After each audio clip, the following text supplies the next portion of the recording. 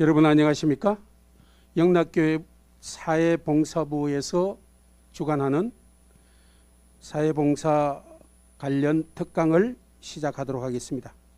한국교회가 코로나 팬데믹으로 대면 활동이 소홀하고 봉사와 섬김 활동이 장기간 중단됨에 따라서 점차 여러 가지 활동이 소홀해지고 있습니다. 이에 따라서 우리 교회 봉사자로서 사명감과 소명의식을 고취시키고 또 영적으로 재충전을 도모하고 또 포스트 코로나 시대를 대비해서 한국교회가 새로운 신뢰 회복을 위한 그 길을 측경을 도모하기 위해서 오늘 이러한 봉사의 손길을 위한 우리의 자세를 점검하는 그리스도인의 사명, 이웃 섬김과 사랑이라는 제야의 제목을 가지고 사회봉사 특강을 시작하도록 하고자 합니다.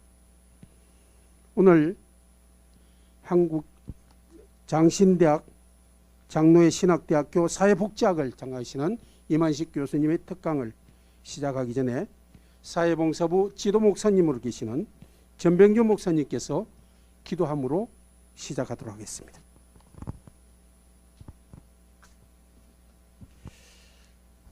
기도하시겠습니다. 사랑과 은혜가 충만하신 아버지 하나님, 저희로 하여금 예수 그리스도 안에서 자녀가 되게 하시고 하나님 안에서 하나님의 사랑을 받고 살게 하시니 참으로 감사합니다.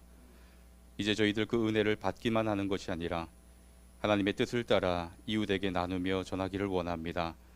이를 위해서 사회봉사부 특강 시간을 갖고자 하오니 성령 하나님 함께하여 주옵소서.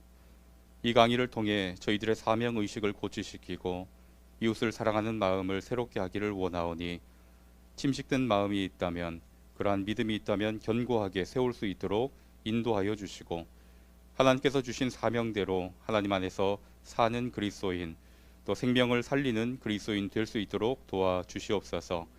그리스도인의 사명, 이웃 섬김과 사랑이라는 주제로 이만식 교수님을 통해 말씀을 들을 때 저희의 마음이 뜨거워지게 하시고 이후 하나님의 손과 발이 되어서 섬김의 자리로 나아가게 하여 주옵소서. 온라인으로 접속하여 강의를 듣는 성도님들, 하나님의 뜻을 마음에 품고 나아가기를 원하오니 그 마음에 복을 내려주시고 또 넘치는 기쁨도 있게 하여 주옵소서. 이 일을 준비하신 사회봉사부 임원들과 또 도움을 주신 모든 분들의 정성과 섬김을 기억하여 주시고 강의를 이끄시는 교수님에게도 성령 충만을 허락하여 주옵소서. 진행되는 모든 순서 가운데 함께하여 주시길 바라며 예수 그리스도의 이름으로 기도하옵나이다. 아멘. 감사합니다. 이제 우리 장로회 신학대학교 이만식 교수님을 잠시 소개하겠습니다. 연세대학교 졸업을 하시고 미국 컬럼비아 대학에서 사회복지학 박사를 마치셨습니다. 자원봉사론에 대한 책과 사회복지 역사와 철학 등 다수의 저서를 발간하신 바 있습니다. 이제 우리 이만식 교수님 귀한 강의를 해줄 때 여러분의 특별하신 사명감의 고치와 함께 또 은혜 받으시기를 바라겠습니다. 교수님 모실 때 뜨거운 박수로서 환영해 주시기 바라겠습니다. 교수님 모시겠습니다.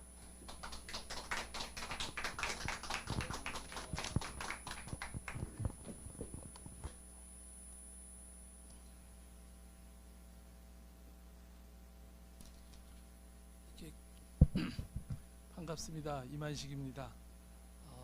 교회에서 강의를 할 때 학교에서는 지금도 계속 줌으로 하고 유튜브로 하고 그러는데 교회 강의를 이렇게 하는 거는 참 처음인 것 같아서 저도 좀 색다른 느낌입니다.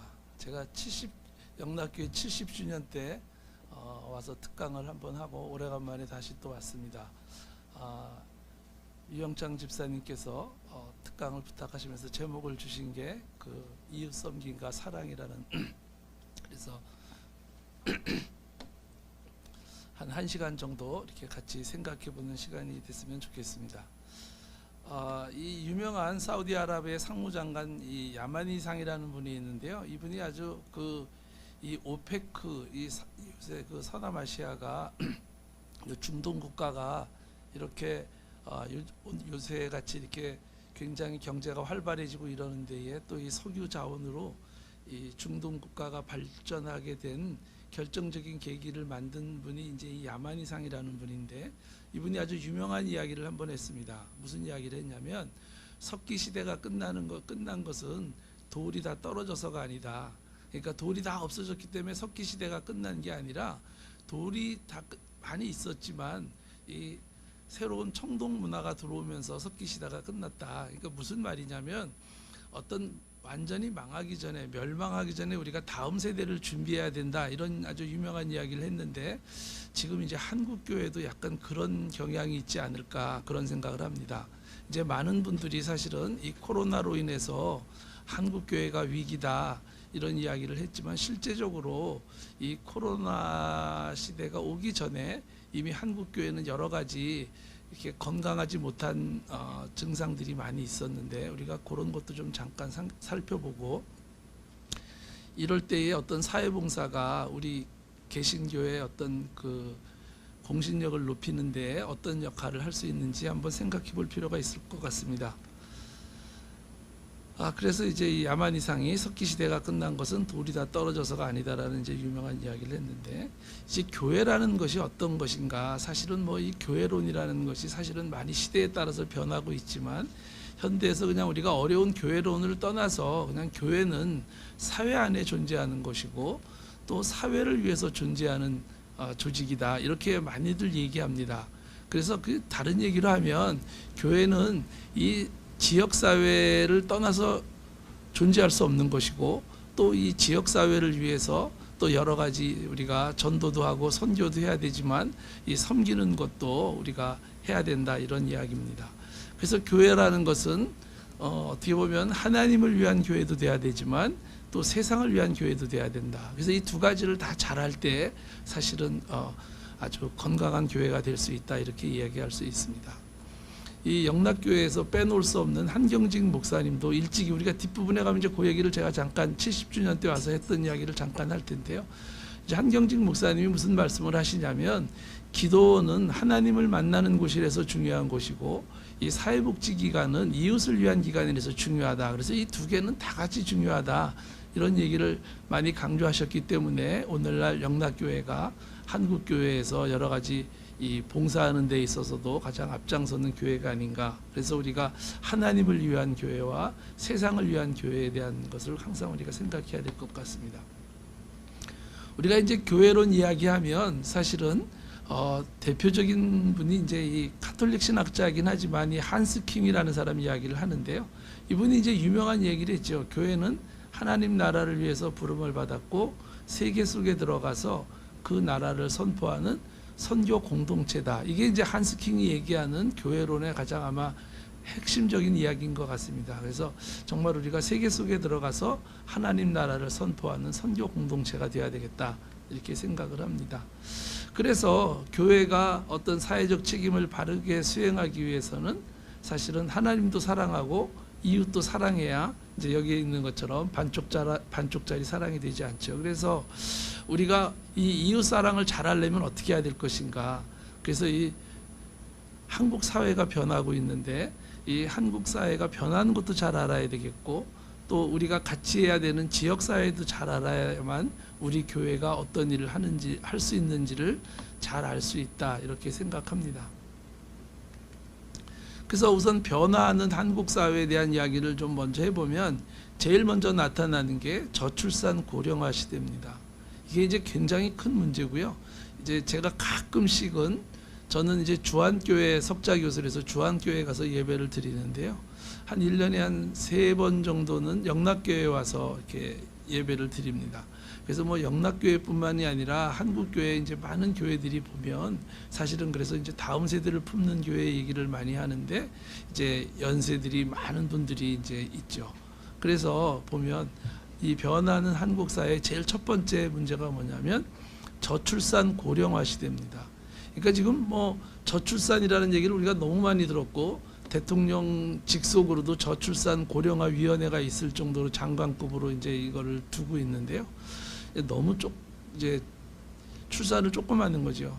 보통 이제 인구학자들이 이야기할 때는 여성 한 분이 한 2.1명 정도를 낳아야만 그 사회가 그냥 평균을 유지할 수 있다 그럽니다. 근데 우리나라는 지금 최근에는 계속 0.84명, 그러니까 2020년 거의 2분기서부터는 계속 0.84명씩을 낳으니까 너무너무 심각하죠. 그래서 어떻게 하면 지금 이 출산을 많이 하게 할 수 있을까 하는 이야기를 굉장히 많이 하는데, 제가 어렸을 때만 해도 학교나 뭐 거리에 굉장히 많이 붙어 있는 그 표 중에 하나가 뭐냐면 잘 기른 딸 하나 열아들 안 부럽다. 그래서 이제 하나만 낳아도 된다. 이게 조금 낳는 거를 굉장히 많이 강조를 했었는데, 이제 그 당시에는 우리 사회가 발전하는데 가장 그 장애 요인이 뭐였냐면 너무 많이 낳는 거였거든요. 너무 많이 나니까 교육을 많이 시킬 수 없고, 교육을 많이 못 받은 사람들이 양질의 어떤 직업을 얻을 수 없고, 그러다가 보니까 한국 이 사회가 발전할 수 없다. 그래서 이제 유엔에서 이제 신생 독립국들한테 이제 이 출산 계획을 시킨 거죠. 그런데 우리나라는 이제 너무 그게 잘 돼가지고 지금은 세계에서 가장 출산을 조금 하는 나라 이렇게 돼 있죠. 그래서 우리 사회의 이 고령화 비율이 굉장히 빨리 지금 되고 있습니다. 우리가 흔히 알고 있기로는 일본이 가장 고령화의 대표적인 나라로 알고 있지만, 최근에는 우리나라가 훨씬 일본보다 고령화 속도가 빠릅니다. 그러니까 예를 들어서 프랑스 같은 나라는 고령화 사회에서 고령 사회로 가는데 140년 정도 걸렸거든요. 근데 우리나라는 2000년에 고령화 사회가 왔는데 2018년에 고령 사회가 왔습니다. 그러니까 고령화 사회라는 것은 에이징 소사이어티, 그래서 ING가 되는 거고요. 이제 고령 사회는 에이지드 소사이어티, 늙은 사회 이렇게 되는 거죠. 이제 영어를 우리말로 번역을 하면 이게 유엔에서 기준을 정한 건데, 고령화 사회라는 것은 전체 인구 중에 65세 이상이 7%가 되면 우리가 고령화 사회 이렇게 이야기합니다. 근데 우리나라가 2000년이 될 때 이제 고령화 사회에 접어들었고요. 3년 전에 이제 우리 사회가 고령 사회가 됐습니다. 그러니까 고령 사회라는 것은 65세 이상 인구가 전체 인구의 14%. 그러니까 프랑스나 뭐 미국이나 이런 나라들은 거의 100년에 가깝게, 또 프랑스는 100년이 넘었지만 뭐 미국 같은 경우는 한 78년 이렇게 걸려서 고령화 사회에서 고령 사회가 됐는데, 우리는 18년 만에 그게 됐고요. 그다음에 이제 지금 학자들 얘기로는 2026년이 되면 이제 슈퍼 에이지드 소사이어티, 그래서 초고령 사회가 됩니다. 그러니까 무슨 이야기냐면, 초고령 사회라는 것은 전체 인구 중에 65세 이상 인구가 20%가 넘을 때, 그러니까 5명의 한 분은 이제 65세 이상이 되는 거죠. 그러니까 뭐 굉장히 지금 우리나라가 세계에 유례 없을 정도로 빨리 지금 이렇게 고령화 사회가 되는 거죠. 그래서 노인 인구는 증가하고 평균 수명은 자꾸 연장이 되는데, 이제 그 출산율은 낮아지니까 고령화 사회가 굉장히 많이 됐고요. 요새는 우리나라가 30대에 결혼하는 사람을 거의 20대에 결혼하는 사람을 거의 볼 수가 없습니다. 남자든 여자든 다 30세에 대해서 결혼을 하게 되니까 이제 초혼 연령이 증가하고, 그러니까 출산도 이제 30대 초중반이 돼야만 낳는 이제 그런 사회가 되니까 아이를 둘 낳기도 쉽지 않은, 또 아이를 낳아서 교육시키는 데도 여러 가지 문제가 많아서 이제 그런 문제가 생기고요. 그 다음에 이제 두 번째가 뭐냐면 여성의 지위 향상과 새로운 가족의 출현입니다. 그러니까 요즘에 우리 사회의 또 큰 특성 중에 하나가 1인 가구 비율이 30% 가까이 돼서 이제 우리나라 가구 중에 1인 가구의 비율이 제일 높은 게 됐잖아요. 우리가 흔히 알고 있는 정상화 가족, 그래서 초혼의 남녀가 만나서 이제 아이를 낳고 사는 게 이제 우리가 흔히 얘기하는 핵가족이다, 뭐 이제 정상가족이다 이런 얘기를 쓰는데, 요즘에는 이 새로운 가족의 출현이 너무 새로운 형태의 가족이 많기 때문에 이제는 정상가족이라는 말 자체가 없어졌고요. 가족의 형태를 더 이상 가족 복제하는 사람들은 논하지 않습니다. 가족의 기능이 어떤 것인가에 대해서 강조를 많이 하는데, 그런 이유 중에 이제 많이 나타나는 그 이유 중에 하나가 뭐냐면 여성의 지위가 높아졌기 때문에 그렇습니다.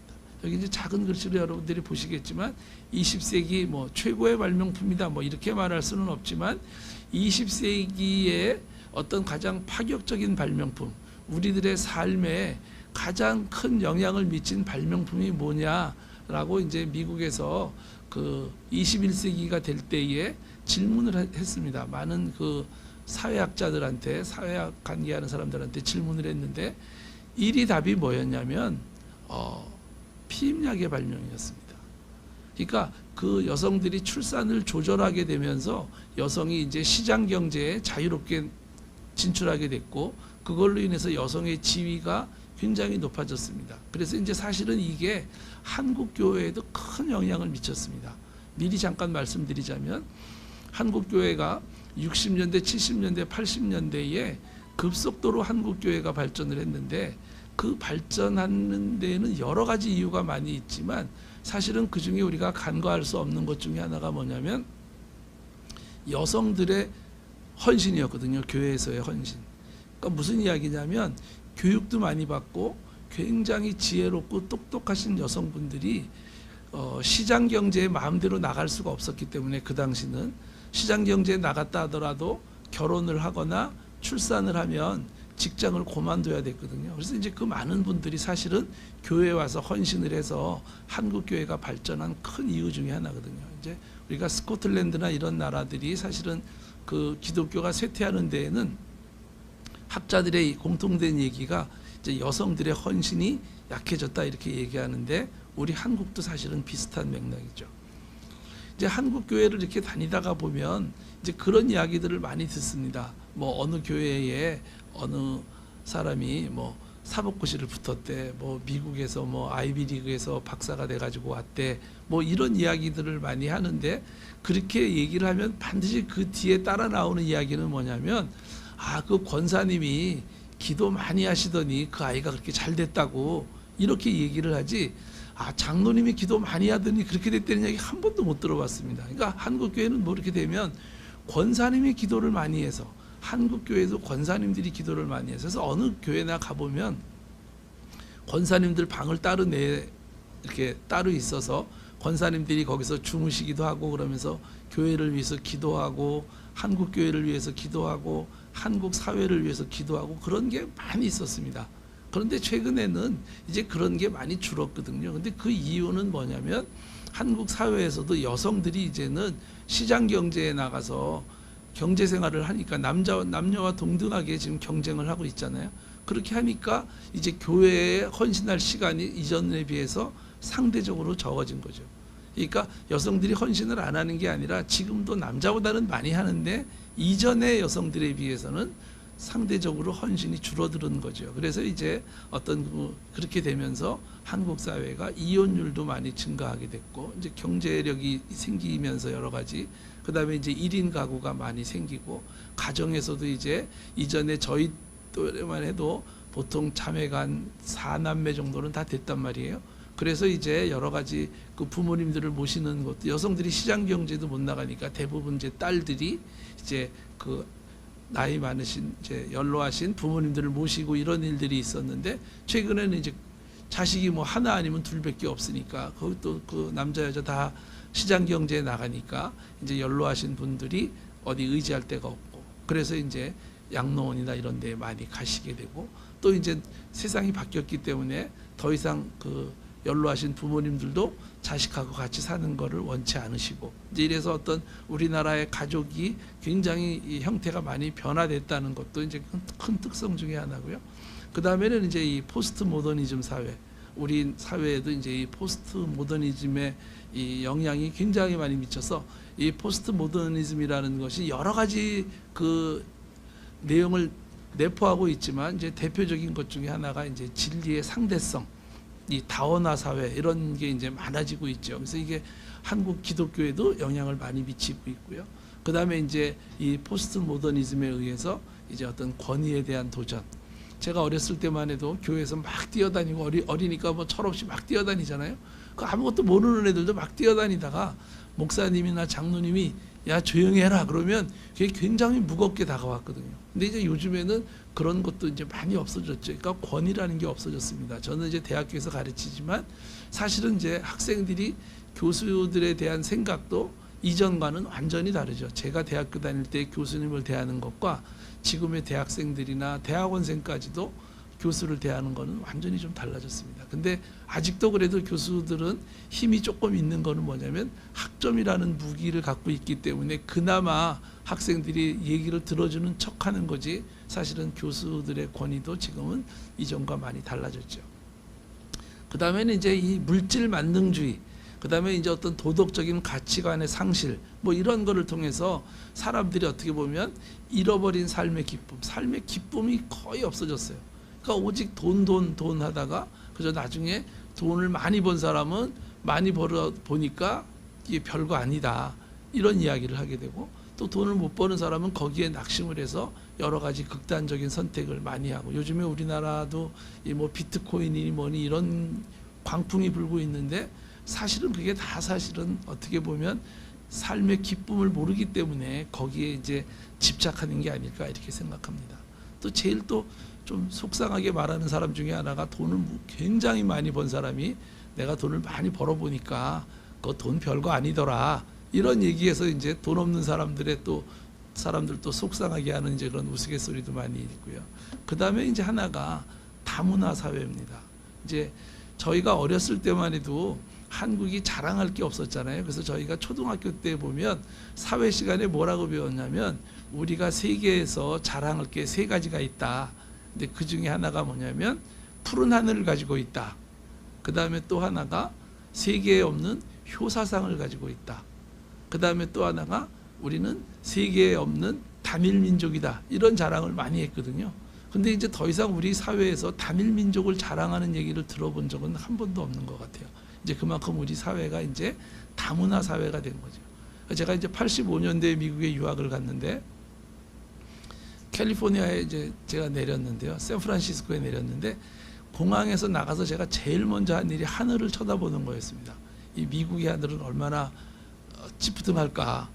갔더니 이제 우리가 흔히 얘기하는 캘리포니아 선이라 그래가지고 하늘이 얼마나 파랗고 햇빛이 쬐는지, 아, 우리나라가 이제 제가 크면서 조금씩은 알았죠. 이제 어렸을 때 그 들었던 것이 우리가 자랑할 게 없어서 이렇게 푸른 하늘을 자랑했었구나 그랬는데, 하여간 그렇게 세 가지를 자랑했었고, 그 중에서도 이제 단일 민족을 자랑했는데, 어느 사회 어느 시기부터 우리나라도 이제 다문화 사회가 돼서 어떻게 하면 이분들을 우리 사회에서 잘 끌어안을 수 있을까? 이제 한국의 기독교들도 이렇게 다문화로 이제 우리나라에 주로 이제 그 일하러 오신 분들이나 결혼하러 오신 분들이 있는데, 이분들을 어떻게 하면 우리가 기독교인으로 우리가 받아들일 수 있을까? 어떻게 하면 이분들을 기독교인으로 회심을 시킬까 하는 고민을 많이 하잖아요. 그 정도로 이제 다문화 사회가 됐죠. 뭐 다문화 인구가 230만 명 정도 된다 그래요. 최근에 통계를 보면. 그래서 대전 인구보다 지금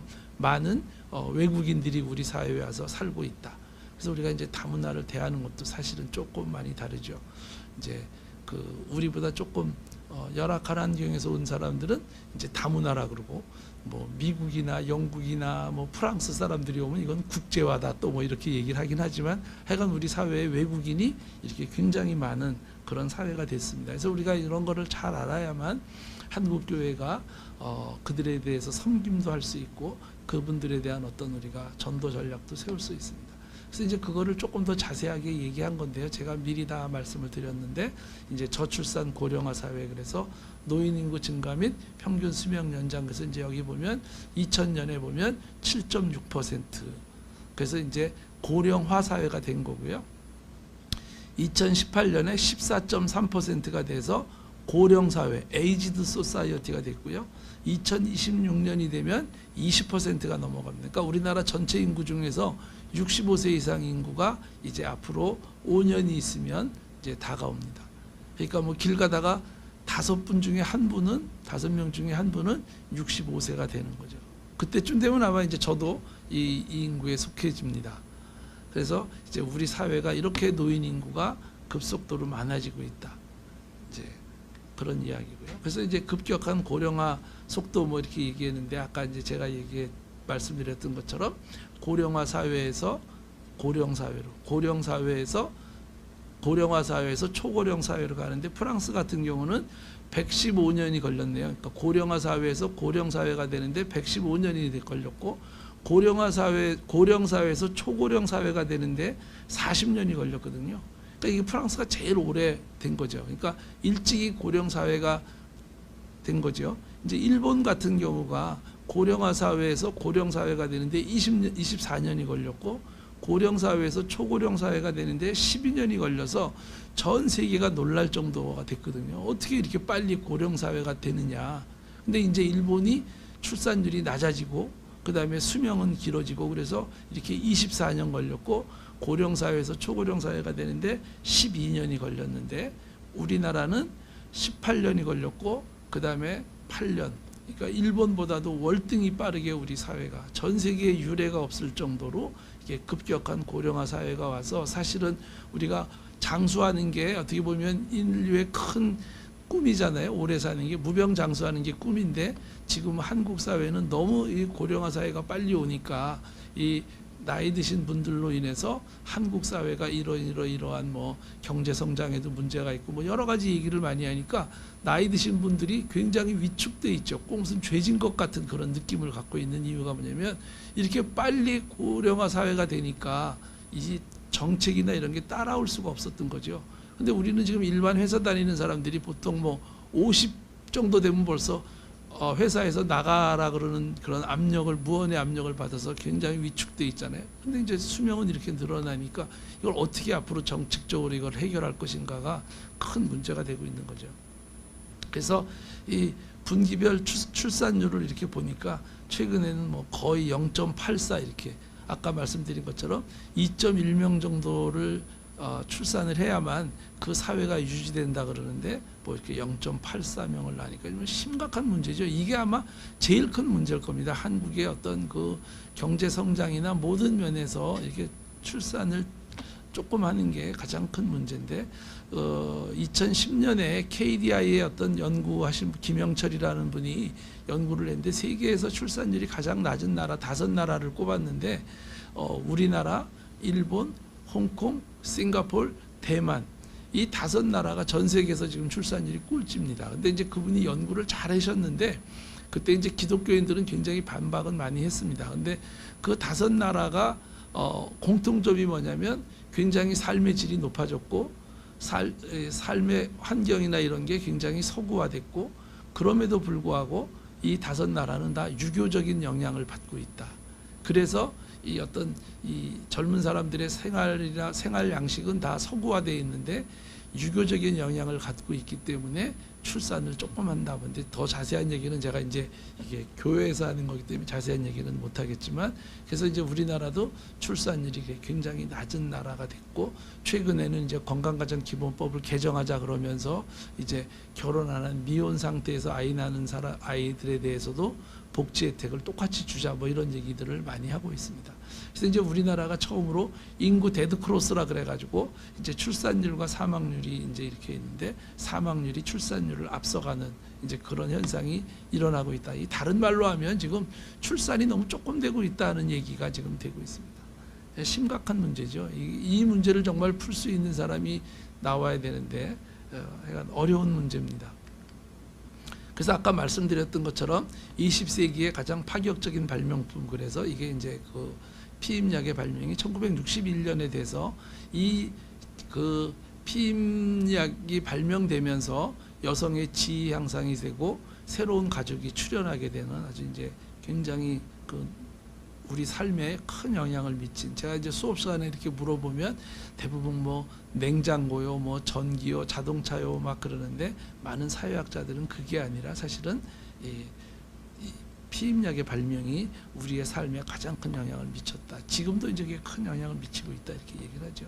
이제 그런 걸로 인해서 이혼율이 증가하게 되고 1인 가구가 등장하고, 그래서 우리나라가 지금 전체 가구 중에서 1인 가구가 29.8이 2019년인데 이제 올해는 30%가 넘어서 가장 많은 가구 비율이 1인 가구고, 그래서 이제 시장 마켓이나 이런 데 가면 1인 가구를 겨냥한 여러 가지 상품들이 많이 나오고 있는데, 이제 한국에서의 한국 교회가 앞으로 어떤 봉사나 전도하는 데 있어서도 사실은 이거를 많이 이제 고민을 하고 여기에 대한 연구를 해야 됩니다. 이제 가구가 이전처럼 어떤 우리가 흔히 얘기했던 지금은 그런 말은 없어졌지만 그 정상 가족이라는 그런 개념은 이제 사실은 거의 없어졌거든요. 그래서 이런 1인 가구라든지 이런 데에 우리가 좀 신경을 써야 된다.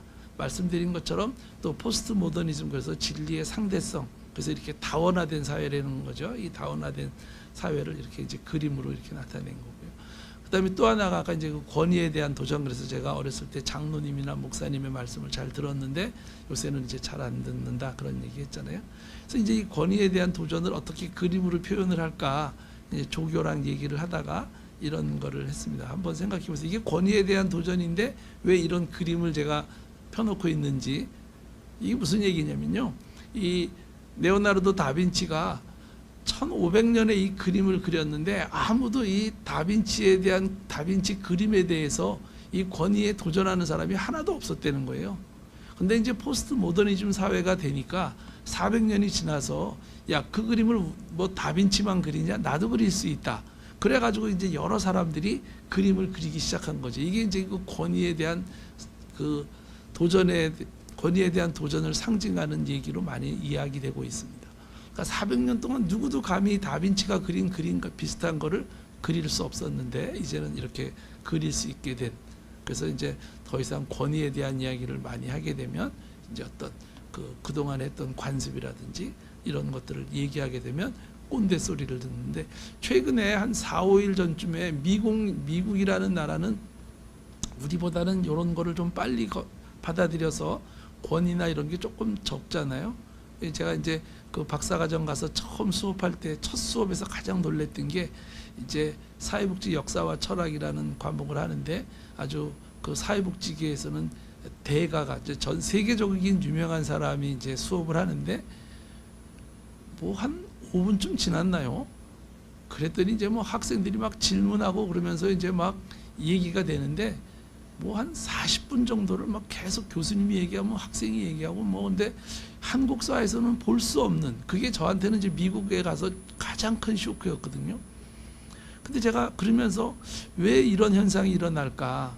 근데 그 해답이 뭐였냐면 이제 서로 유라는 얘기를 한다는 거예요. 유 이렇게. 근데 우리는 학생이랑 교수님이랑 얘기를 하게 되면 학생은 교수님 이러면서 얘기를 하고 교수는 너 이렇게 얘기를 하니까 이게 평등한 상태에서의 계속 이 토론이 안 이루어지는 거죠. 그러니까 어느 순간에는 한쪽은 위축되고 한쪽은 화가 나고 이게 나한테 덤벼, 이런 현상이 일어나잖아요. 근데 미국은 일찍이 그런 게 좀 없어진 것 같고, 저는 이제 야구를 좀 좋아하는 편인데 미국에서는 보면 감독은 40세인데 코치는 60세, 이런 일이 비일비재하거든요. 그러니까 자기 업무만 하면 되는 거지 뭐 연령에 그런 게 없는데, 우리나라는 최근에 조금 없어졌죠. 뭐 예를 들어서 검찰총장이 뭐 검사 10국이다 그러면 그 10국이 이전 사람들은 다 옷 벗잖아요. 그러니까 이게 나이나 이런 기수가 굉장히 중요한 건데, 최근에 이제 그런 미국에서 뭐 10몇 점 차이로 앞서고 있었는데 그것도 9회에 그 홈런을 쳐가지고, 야, 그런 거는 하면 안 되는 건데 왜 그런 걸 하냐. 우리나라도 그런 거 있잖아요. 점수 차이 많이 날 때 도루를 한다든지 뭐 이런 거 하면 이제 안 된다, 이런 불문율이 있는데, 그 이제 미국 감독이 그야 그 홈런 치는 사람을, 선수를 막 혼내줬다는 거 아니에요. 옛날 같으면 그러면 그런가 보다 그랬는데 지금 많은 선수들이 지금 그 감독을 꼰대라고 이제 그러면서 이제 막 반발하는 기사가 최근에 지금 한 2, 3일 사이에 많이 나오고 있더라고요. 그래서 아, 미국에서도 이제 이게 훨씬 더 정착을 많이 하고 있구나. 그래서 이런 어떤 권위에 대한 도전. 그래서 아까 또 말씀드린 것처럼 이 조지 베일런트라는 하버드 대학 교수가 이제 행복의 조건이라는 얘기를 쭉 이렇게 얘기를 많이 했는데, 사실은 더 많은 얘기를 했는데 이제 우리가 이런 게 별로 없고, 이제 건강하려면, 행복하려면 이런 거를 해야 된다는 거예요. 근데 이제 이런 걸 잘 모르니까 자꾸 머니 오리엔티드가 돼서 이제 머니가 없으면 굉장히 실망을 해서 극단적인 선택도 하고, 또 많이 본 사람들은 또 허탈해하고 뭐 이제 이런 일들이 있다는 거죠. 그래서 이제 최근에는 이 젊은 친구들이 훨씬 이제 외국도 못 가고 이러니까 어떤 그 기쁨을, 삶의 기쁨이 없으니까 이 친구들이 백화점 가가지고 이제 명품을 사고 뭐 이런 일들을 20, 30대가 많이 한다는 거죠. 그러니까 어떻게 보면 한국 사회가 이제 이런 얘기하는 게 이제 꼰대가 되는 거죠. 젊은 사람들을 이해 못하는 거니까 20, 30대들의 어떤 그 삶의 형태, 그들의 삶의 기쁨을 충족하는 조건 같은 게 이제 이런 식으로 나타나고 있다. 이제 이게 어떻게 보면 굉장히 백화점 같은 데서는 좋은 건데 우리 같은 이제 속칭 꼰대 뭐 라떼는 말이야 그런 얘기 많이 하잖아요. 우리들이 봤을 때에는 20, 30대가 이런 거 사는 돈으로 착실하게 돈을 모아서 집도 사고 뭐 이래야 되는데 왜 그런 거 안 하고 이렇게 하냐. 이제 젊은 사람들은 야 니네들이 정치를 다 망쳐놔가지고 우리가 집을 살 수가 있냐 뭐 이렇게 얘기는 하지만 하여간 지금 이제 이 젊은 사람들이 이런 걸 사면서도 과연 삶의 기쁨을 누릴 수 있을까 이런 거에 대해서 하여간 이 사회가 이렇게 변하고 있다는 겁니다. 그러면 한국 사회가 이렇게 변하고 있는데 그러면 한국 교회는 위기다 이렇게 얘기를 하는데 사실은 저는 이제 코로나도 위기긴 하죠. 제가 이제 지금 그 총회에서 올해 내년도 주제 선정한 거에 대한 주제 선정위원이 돼서 이제 그 주제에 대한 해설서를 쓰고 있는데요. 한 꼭지를 코로나 이전에도 사실은 한국 교회는 위기였습니다. 근데 이제 이게 코로나가 더 가속을 시킨 건데 하여간 한국 교회가 위기입니다. 종교 상황이 많이 변했고요. 어떤 기독교가 어떤 사회적인 공신력이 많이 감소가 됐고 안티 기독교인은 많아지고 있고요. 그다음에 교회들은 점점 더 어려워지니까 이 개교회주의가 심화되고 있습니다. 그래서 요즘에 이제 우리 교단만 해도 노회의 상회비가 잘 안 거치고 뭐 이런 걱정들을 많이 하고 있죠. 저희 학교도 요새 이제 위기입니다. 왜냐하면 교회가 위기니까 교회가 우리 학교에다가 이제 여러 가지 그 도움을 많이 줘서 이제 신학대학이 잘 꾸려지고 운영되고 있었는데 교회 사실은 이 위기는 한국 사회의 위기서부터 시작되는 거죠. 한국 사회가 위기고 그 한국 사회 중에는 개신교인들도 당연히 있으니까 개신교인들의 삶이 퍽퍽해지니까 교회의 헌금이 적어지게 되고 교회의 헌금이 적어지게 되니까 교회도 재정이 넉넉치 않고 그러니까 이 신학대학교에 후원하는 것도 넉넉치 않으니까 저희 신학교도 지금 굉장히 어려워서 이제 뭐 교수들 급여를 조금 깎아야 된다. 뭐 그래서 우리가 작년부터는 이제 시니어 교수부터는 조금씩 이제 급여도 조금 깎고 뭐 이제 이렇게 지금 하고 있습니다. 근데 이제 저희 학교는 아직은 괜찮은데 뭐 지방 신학교는 훨씬 더 심하겠죠. 그래서 이제 한국 교회가 전체적인 위기입니다. 그다음에 아까 말씀드렸던 것처럼 여성 교인들의 상대적인 헌신 부재. 헌신이 없다는 게 아니라 이전에 20, 30년 전의 여성들에 비해서는 이 헌신이 훨씬 줄어들었다. 이게 이제 한국 교회의 위기인데 이걸 조금 더 자세히 보게 되면요. 종교 인구의 변화인데요. 여기에 이제 우리를 좀 현혹시키는 게 있습니다. 이제 그 1995년에 개신교 인구가 870만이다. 근데 2005년에 860만이 돼서 이제 굉장히 한국 기독교가 줄어들 거다. 그래서 뭐 한국교회 위기다 막 그랬는데 이제 기억이 생생한데요. 2015년에 이렇게 900만이 되니까 기독 공부의 어떤 그 목사님이 무슨 글을 쓰셨냐면 야 한국교회 교인이 이렇게 늘어나고 있는데 그동안 한국교회가 이제 교인이 줄어들 거고 한국교회가 위기라고 얘기했던 사람들 다 틀린 거 아니냐 이런 얘기를 하는 그 기독공부 글을 본 적이 있습니다. 센서스 끝나자마자. 근데 사실은 이게 이제 어떻게 보면 우리를 현혹시키는 허수의 개념이 있죠. 이게 많은 부분은 누구냐면 가나안 교인이거든요. 가나안 교인. 자기는 기독교인이라고 아이덴티티는 갖고 있는데 나는 기독교인이다. 그런데 내가 교회는 안 나오는 사람들이 이렇게 많아진 거죠. 근데 이제 그거보다 또 하나 더 무서운 현상 중에 하나가 뭐냐면요. 우리나라는 이 센서스를 한 이래에 종교 인구가 뭐 기독교인이든 불교든 천주교든 기독교인이 무교라고 얘기하는 사람보다는 항상 많았었어요.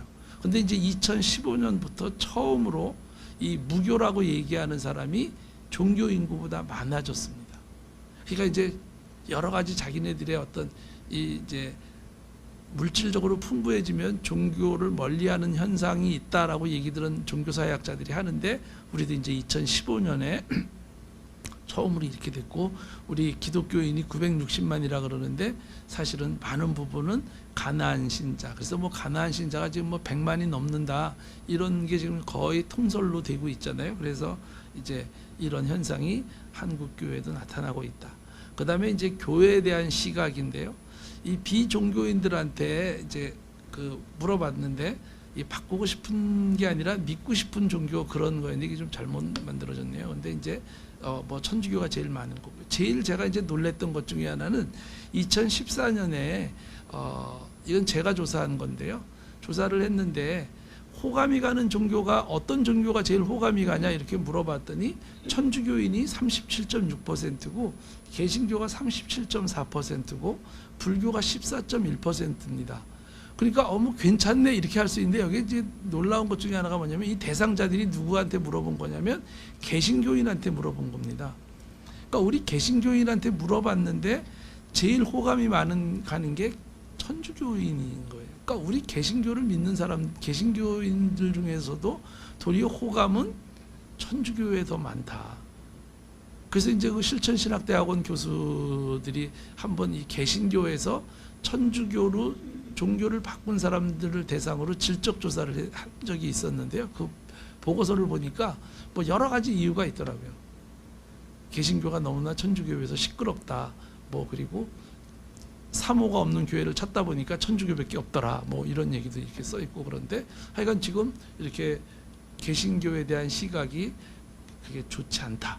그다음에 호감이 가는 종교도 사실은 천주교는 이렇게 파랑색인데 천주교는 다 높잖아요. 근데 우리 개신교에서만 이제 우리 개신교가 높지 그렇지 않은 종교 없는 사람이나 다른 종교를 믿는 사람들은 개신교에 대한 이게 호감이 좀 적죠. 최근에는 또 그 초파일 날 조계종회 앞에서 이렇게 뭐 또 시위한 사람도 있고 그래가지고 신문에 이렇게 났고 그 댓글을 보니까 정말 읽을 수가 없을 만큼 일반 시민들이 댓글을 굉장히 나쁘게 썼고 심지어는 나도 기독교인이지만 이건 아닌 것 같아요. 뭐 이제 이래서 좀 개신교들한테 딴 종교를 좀 존중해 줘라. 뭐 그런 이야기도 많이 있습니다. 그다음에 이제 코로나를 겪으면서 한국교회 신뢰도는 32%에서 이제 21%로 또 급락했다. 그래서 이제 그 목회 데이터 연구소 이제 기운실에서 목회 데이터 연구소에 이제 의뢰해서 한 거잖아요. 그래서 한국 기독교에 대한 신뢰도가 너무 많이 떨어져 있다. 그래서 이제 이거를 어떻게 해야 될 것인가 하는 게 큰 문제입니다. 그다음에 이제 그 질적인 위기 중에서 하나가 뭐냐면 이제 접촉점의 부재입니다. 그래서 이제 이 사회봉사가 저는 중요하다고 얘기하는 게 저희 학교의 선교학 교수들한테 제가 이제 물어보면 이제는 직접 선교를 하는 직접 전도를 하는 시대는 지났다. 그건 절대로 안 될 거다. 그렇게 얘기들을 실제로 많이 해요. 그러니까 간접적인 선교를 간접적인 전도를 해야 된다는 거예요. 근데 우리는 사실은 이 비기독교인과의 접촉점이 그렇게 많지 않습니다. 여기 이제 장로님도 계시고 우리 유집사님도 계시고 그런데 한국 교회에서 장로님이 되려고 그러면 교회 생활을 보통 한 40년 정도 해야 됩니다. 근데 그 40년 정도 교회 생활을 하는 데 있어서 이 일반 친구들 중고등학교 때 친구들, 대학교 때 친구들과의 관계는 소원해질 수밖에 없습니다. 한국교회 구조상 이게 좋다 나쁘다를 떠나서 장로님이 되려면 교회에 굉장한 헌신을 해야 되거든요. 그러면 세상 친구들하고 거의 떨어지게 됩니다. 장로님들한테 제가 질문을 가끔 하는데요. 친한 친구 3분만 대보세요. 그러면 다 장로님입니다. 권사님한테 대보라 그러면 다 권사님이에요. 안수 집사님 정도만 돼도 친구 대보라 그러면 다 안수 집사 아니면 장로님이거든요. 세상 사람하고 만날 일이 별로 없어요. 그러니까 전도한다는 게 사실은 굉장히 어려운 일입니다. 이게. 그래서 이 또 노래 잘하는 분들은 다 교회 성가대 하잖아요. 그래서 저는 교회 다니면서 가끔 그런 얘기해요. 노래 잘하는 분들이 있으면 그 구에서 하는 그 찬양대가 아니죠. 거기는 뭐라 그래요? 그 합창단, 시립 합창단이나 구립 합창단이나 이런 노래 잘하시는 분들은 좀 의도적으로 좀 그런 데 가서 이 합창 같은 걸 하면서 거기서 자연스럽게 접촉을 해야지 노래 잘하는 분들 다 성가대만 하고 거기는 어떻게 할 거냐. 뭐 우리가 흔히 소는 누가 키우냐 그런 것처럼 그분들은 누가 만나서 전도를 할 거냐. 이 굉장히 큰 문제이기 때문에 저는 이 사회봉사가 중요하다고 항상 생각을 합니다. 제 전공이 그래서가 아니라 정말 앞으로의 전도나 선교는 이 간접적인 선교나 전도를 하지 않으면 훨씬 어려워집니다. 근데 이제 한때는 이 그 템플스테이라 그래가지고 절에 와가지고 이제 묵는 게 굉장히 한때 유행이 됐잖아요. 이제 코로나 때문에 지금은 못하지만 자연스럽게 접촉점이 생긴 거예요. 그래서 한때 또 우리 기독교 지도자들이 야, 그 템플 스테이에다가 정부에서 지원을 해주는데 우리도 이 처치 스테이를 하겠다. 뭐 우리한테도 지원을 해달라. 근데 우리는 그런 구조가 안 돼 있잖아요. 그리고 뭐 같은 도심에 있으니까 그럴 게 의미도 별로 없고. 그래서 이제 그런 문제가 있다는 거죠. 그래서 비신자와의 만남이 굉장히 어렵다는 거. 제 친구 중에 제 개인적인 얘기를 해서 죄송한데 제 친구 중에 변호사가 하나 있어요. 아주 친한 친구인데 이제 2년 전에 장로가 되긴 됐어요. 근데 이제 그 친구가 안수 집사할 때 걔가 이제 그 법무법인 걔가 대표를 하고 있었는데 걔한테 이제 가서 이제 얘기하다가 야, 이제 너도 장로 돼야지. 내가 그 얘기했더니 입을 팍 막는 거예요. 얘가 자기가 안수 집사라는 걸 숨기고 있는 거예요. 거기서. 근데 이제 너 장로 돼야지 그랬더니 입을 탁 막는 거예요. 그러니까 이게 무슨 얘기냐면 세상에서 자기가 기독교인이라고 그랬을 때에 감당해야 될 목이 있잖아요. 내가 그래도 기독교인인데 이제 그게 무서우니까 그런 얘기를 잘 안 하는 거죠. 뭐 우스갯소리로 그런 얘기는 많습니다. 목사 아들하고 목사님 아들하고 목사님 딸이 데이트를 하는데 서로 그걸 숨기고 있었던 거예요. 기독교인이라고 또 내가 목사님 아들이고 목사님 딸이라 그러다 보니까 너 목사님 아들이야? 나는 목사님 딸인데 이런 일도 많이 있다는 거예요. 그러니까 우리가 기독교인도 이제 커밍아웃을 해야 되는 시대라는 거. 제가 고등학교 때만 해도 막 친구끼리 싸우다가 막 우기다가 정 답답하면 야, 그래도 내가 교회 다니는 사람인데 그러면 좀 그래도 믿어줬거든요. 그래도 제 교회 다니니까 거짓말 안 하겠지. 근데 요새는 그런 말 자체가 안 먹힌다 그러더라고요. 그러니까 이제 어떤 그 기독교에 대한 어떤 공신력 이런 게 이제 약해졌다는 거죠. 그 다음에 이제 심화되는 개교회주의. 이 하워드 스나이더라는 선교학자인데 이분이 이제 미국 교회가 쇠퇴한 이유를 대고 있어요. 이제 리버레이팅 더 처치라는 책에 이제 쓴 건데요. 그분이 미국 교회가 쇠퇴하는 이유 중에 하나가 뭐냐면 미국 교회가 기독교인들을 교회 백성으로 양육한다는 거예요. 하나님 나라의 백성으로 양육을 해야 되는데 우리 교회의 백성으로만 양육을 하다 보니까 이게 결과적으로 미국 교회가 쇠퇴한 원인이다 이렇게 얘기를 하거든요. 저는 이제 미국에서 꽤 오래 살았고 또 코로나 이전에는 이제 미국을 뭐 이런 세미나든 뭐든 이런 것도 있고 제 친척도 있고 그래서 미국을 자주 가는 편이고 미국에 가면 가능하면 미국 교회를 이렇게 가봅니다. 어떻게 하나 이제 이런 것도 봐야 되고 그래서. 근데 한국 교회보다는 제가 봤을 때는 하나님 나라 백성으로 양육하는 것 같아요. 한국 교회보다는. 근데 이 스나이더는 그런 미국에 대해서 너무나 이 교회 백성으로 교회 사역만을 생각하고 있는 게 미국 교회의 쇠퇴의 원인이다 이렇게 얘기를 하고 있으면 한국 교회는 어떨까 굉장히 걱정이 되는 거죠. 그래서 이제 이분이 하나님 나라 백성으로 사역을 하게 되면 세상에 가엾은 사람들을 하나님 나라의 미래로 생각하고 그들을 돕는 일을 많이 한다는 거예요. 근데 이제 한국 교회도 그런 일을 좀 많이 해야 되고 뭐 이제 우리 영락교회 같은 데가 이제 대표적으로 그런 일을 많이 해왔던 교회이긴 한데 좀 더 우리가 이런 데 신경을 많이 써야 되지 않나. 그다음에 이제 여성 교인의 상대적 헌신의 부재. 그래서 이전에는 이렇게 여성 권사님들이 이 한국 교회 기도의 목을 그냥 권사님들이 거의 다 하셨잖아요. 아까 제가 말씀드린 것처럼. 근데 이제 교회에서도 여성들이 헌신하라 그러는데 한번 어떤 조사한 거를 보니까 이 교회에서 여성들한테 원하는 것 중에 보면 성가대를 하기를 원하고 교사하기를 원하고 식당 봉사하는 거를 원한다는 거예요. 근데 여성들한테는 뭐를 하기를 원하냐 그랬더니 여성들은 교사하고 싶고 성가대하고 싶고 그 다음에 여성분들도 어떤 교회에서의 사회적인 사역 같은 걸 하고 싶어 한다는 거예요. 근데 교회에서는 여성들한테는 여전히 그런 거를 시키지 않는다는 거죠. 그러니까 아까 말씀드렸던 것처럼 여성들이 지금 시장 경제에 나가서 굉장히 남성과 동등하게 지금 활동을 굉장히 많이 하고 있잖아요. 이제 최근에는 이제 여성 장로님들도 좀 나왔지만 여성이 아직도 전혀 힘을 못 쓰는 분야가 두 군데가 있대요. 두 군데가 있는데 그게 어디냐면 군대하고 교회라 그러더라고요. 근데 지금 이제 군대도 조금 변했잖아요. 그래서 이제 그 좀 바뀌어야 된다 그랬더니 군인이 그랬잖아요. 절대 그러면 안 된다고 이제 우리 목까지 다 뺏긴다고. 요새 이제 삼사관학교 수석도 여자들이 많이 나오잖아요. 그래서 이제 교회하고 군대가 여전히 여성들이 힘을 못 쓰는 조직이다. 그러는데 최근에는 이제 조금 나아지고 있죠. 근데 여전히 이제 여성 교회 여성 지도자들은 뭐 총대 비율을 좀 더 이렇게 좀 해자 뭐 이런 얘기 많이 하고 있는데 아직까지 교회는 뭐 그런 게 잘 안 되고 있죠. 그래서 이제 그 교회를 그럼 이런 환경 속에서 교회 사회 봉사를 많이 하면 어떤 효과가 있을까?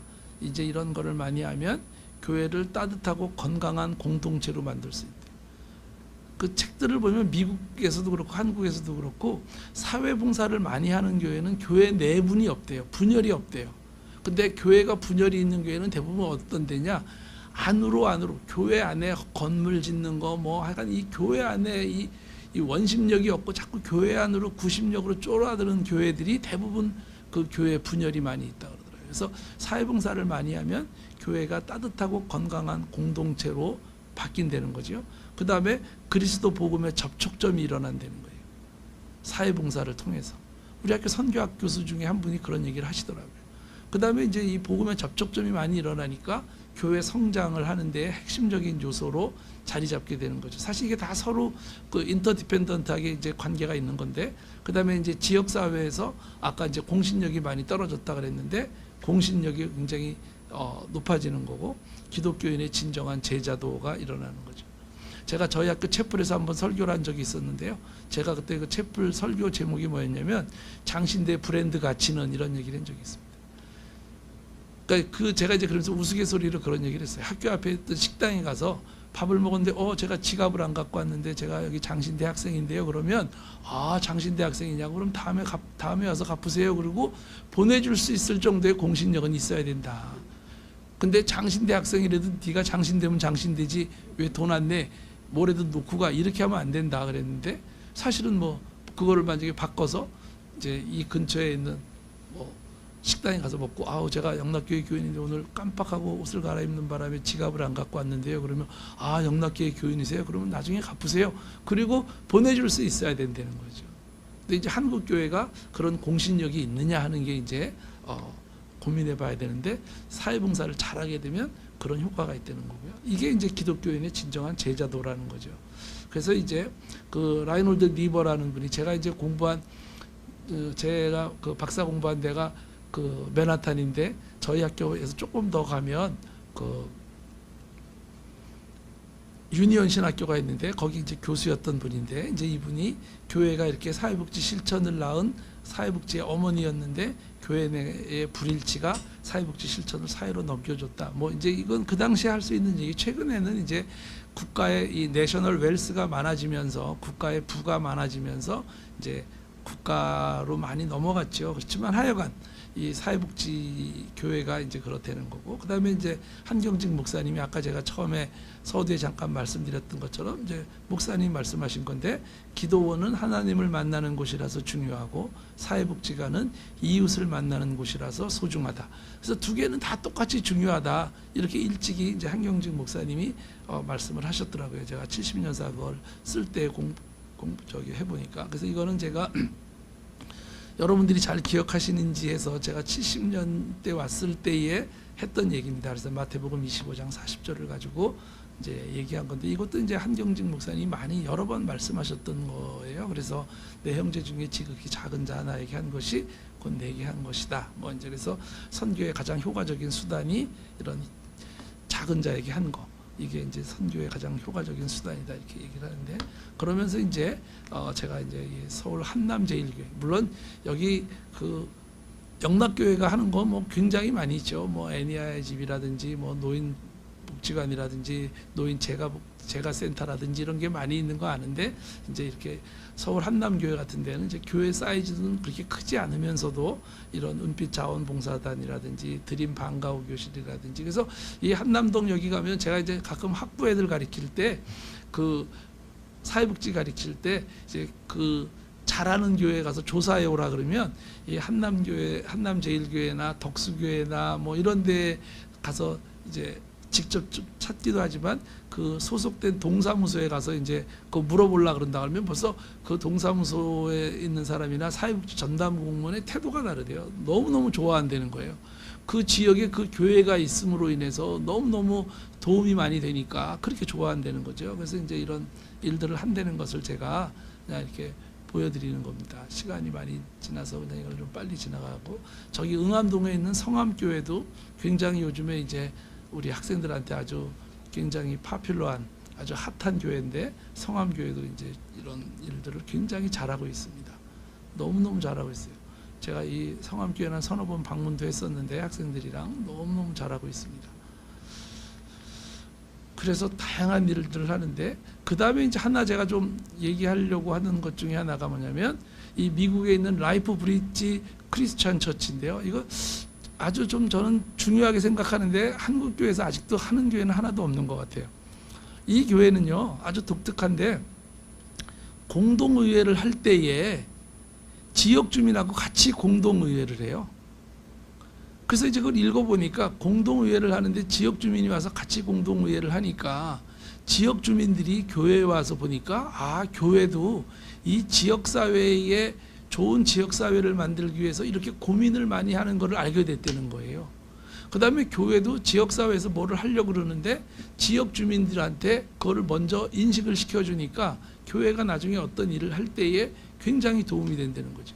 그리고 이제 그 공동의회를 이제 당의원들도 다 같이 보니까, 이제 정책당회 같은 거 할 때에, 아, 지역 주민들이 이런 거를 원하고 있었구나. 그래서 좀 더 정책당회 같은 거 할 때 더 프랙티컬하게 어떤 그 정책을 이끌어낼 수 있다는 거죠. 그래서 이 라이프 브릿지 크리스천 처치는 아주 이 공동의회를 같이 하는 걸로 아주 유명하고, 이걸로 인해서 굉장히 많이 성장했다, 이런 이야기를 하고 있습니다. 그래서 이제 여기는 Connecting People to Christ, Connect People to the World, 이런 식으로 이제 그래서 이 라이프 브릿지다, 이런 얘기를 이제 하는 거죠. 그래서 이 사람들을 교회로 이끌고, 그러니까 지역 주민들이 교회에 와서 보니까, 사실은 세상 사람들이 교회에 대한 공신력이 낮은 것 중에 하나가 뭐냐면, 교회가 이렇게 지역 사회를 위해서 좋은 거를 많이 하는 거를 직접적으로 도움을 받은 사람 아니면 잘 몰라요. 그래서 저는 이제 그런 얘기를 항상 하죠. 뭐 지역 주민들을 위해서 김장 같은 거 만들 때에도 여전도에만 만들지 말고, 우리는 근데 이제 오른손이 하는 일 왼손이 모르게 하라는 것 때문에 잘 못한다, 그런 얘기를 하는데, 김장 같은 거 할 때도 여전도에만 하지 말고 플랜카드를 하나 걸어가지고, 우리가 지역의 어려운 사람들을 위해서 김장을 하려고 하는데 자원봉사자를 모집합니다. 그렇게 얘기를 하면 교회에 와서 이제 그분들이 김장을 도와주면서, 교회가 이렇게 모든 재료를 다 준비하고 교인들이 이렇게 김장 만드는 거를 보고 같이 하면서, 이제 아, 교회가 이렇게 좋은 일을 많이 하는구나. 또 제 모교회가 가끔 저기 그 청송에 그 교도소에 가거든요. 근데 어떨 때는 사람이 없어서 고민할 때가 있어요. 그런 것도 좀 우리가 청송 교도소에 자원봉사 가는데 같이 갈 사람을 모집한다고 써붙이면, 아, 이 교회가 저 멀리 경상도에 있는 청송에 있는 교도소까지도 이렇게 같이 가서 좋은 일을 하는구나, 이런 거를 깨닫게 해야 된다는 거죠. 그래서 이 라이프 브릿지 크리스찬 처치가 이렇게 사람들을 교회로, 세상으로 인도하는 역할을 한다는 거죠. 그래서 이제 이분이 조주희 목사님인데, 이제 그 교회에 대해서 이제 아까 이제 뭐 이런 좋은 이야기를 많이 했죠. 그래서 교회 이웃을 섬기는 것은 지역 사회가 거래 대상이 아니라 사랑의 대상으로 봐야 된다. 그 다음에 이제 오창호 목사님 같은 경우는 사역지는 한남제일교회가 아니라 한남동 전체를 한다. 근데 이 얘기는 굉장히 많이 나와요. 어떤 목회를 할 때는 지역 전체의 목회자의 마음을 가지고 해야 된다, 뭐 이렇게 이야기들은 많이 합니다. 그래서 이제 시간이 다 돼서 마무리를 해야 되는데요. 우리가 이제 이 유명한 칼 바르트 신학자가, 진정한 기독교인은 하나님의 은혜에만 빠진 사람이 아니라 하나님을 위해서 헌신과 봉사를 결심한 사람들이다. 그래서 이제 우리 진정한 기독교인은 어떤 헌신과 봉사를 해야 된다는 이야기를 하고 있고요. 그 다음에 이제 구세군 교회는 이제 구세군은 사실은 교세는 미약한데 한국 교회에 끼치는 공신력도 굉장히 크고, 아까 말씀드렸던 것처럼 브랜드 가치도 굉장히 세잖아요. 이제 연말연시에 구세군이 이거 종치면 많은 사람들이 돈을 내잖아요. 그만큼 공신력이 있는 거죠. 여기에는 이거를 해줘도 틀림없다, 좋은 데 쓸 거라는 믿음이 있는데, 구세군 교회는 가보면 이런 얘기가 있습니다. 마음은 하나님에게, 손길은 이웃에게. 그래서 어떤 그 이웃 봉사를 많이 하는 그런 거를 알 수 있고요. 그래서 이제 고린도전서 10장 33절을 제가 이제 이야기를 많이 하는데, 모든 일을 할 때에, 그러니까 봉사를 때에도 또 모든 사람을 기쁘게 하고 자신의 유익을 구하지 아니하고 많은 사람의 유익을 먼저 구하려는 거죠. 그러면 그래서 그들로 구원을 받게 한다. 이 얘기를 제가 이제 좋아하는 얘기고요. 이제 마지막으로 제가 이제 또 하는 얘기 중에 하나가 아까 이제 그렇게 우리가 이웃 봉사를 하고 이러는데 우리가 그들을 위해서 많은 것을 도와주고 그들을 위해서 기도하고 이러는데 정말 중요한 것 중에 하나는 그들의 친구가 돼야 되는 거예요. 우리가 도와주는 입장이라서 어떤 우위에 있는 마음을 가지면 안 되고 그들을 위해서 도와주는 역할을 해야 된다는 거죠. 저는 뭐 신학자는 아니지만 또 선교학자도 아니고 저는 사회복지를 한 사람이지만 1920년에 에딘버러에서 세계 선교대회가 있었는데 그때 이제 다 그 당시에는 이제 그 우리가 흔히 말하는 백인들만이 있었고 유색인종은 딱 10몇 명밖에 없었대요. 그러니까 1920년대니까 우리 한국에서도 그 세계 선교대회 한 명이 참석했는데 윤치호 선생이 한 분 참가했었다 그래요. 근데 그때의 그 아자리아라는 인도 분이 이제 연설을 했는데 그분이 무슨 얘기를 했냐면 이 영국, 미국 니네들이 우리나라에 와서 많은 먹을 것도 주고 집도 져주고 뭐 굉장히 많이 해줘서 너무너무 고맙다. 그런데 그것보다 더 중요한 거는 우리를 좀 친구로 생각해 달라. 그 얘기를 했다는 거거든요. 그래서 우리가 이제 봉사를 할 때에도 그들을 우리가 그냥 우월한 입장에서 그들을 위해서 어떤 시혜를 해주는 게 아니라 우리가 그들의 친구가 돼줄 때에 사실은 더 그들이 더 어떤 감동을 받는다 그럴까요? 더 진짜 고마운 마음을 더 많이 느낄 수 있다는 거죠. 그러니까 요새는 받는 사람의 자세도 중요하지만 더 중요한 거는 주는 사람의 자세, 주는 사람의 마음, 주는 사람의 태도가 훨씬 중요하다. 그래서 우리 사회복지에서도 이제 그런 거를 굉장히 강조하거든요. 그래서 어떻게 줄 것인가, 뭐 이제 이런 얘기. 그 다음에 이제 제가 이런 얘기를 할 때 많이 쓰는 것 중에 하나가 이 노노의 옹야 편입니다.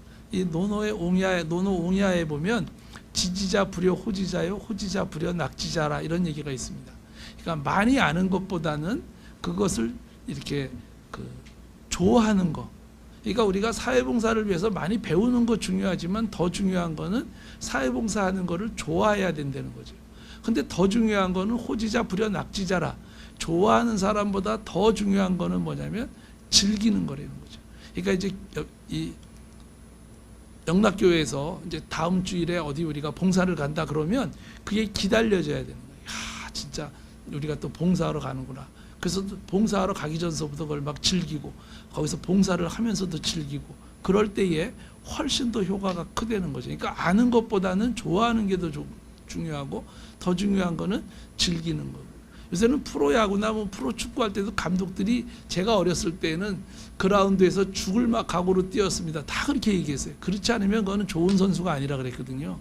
자세가 틀려먹었다 그러는데 요새는 다 즐겨라.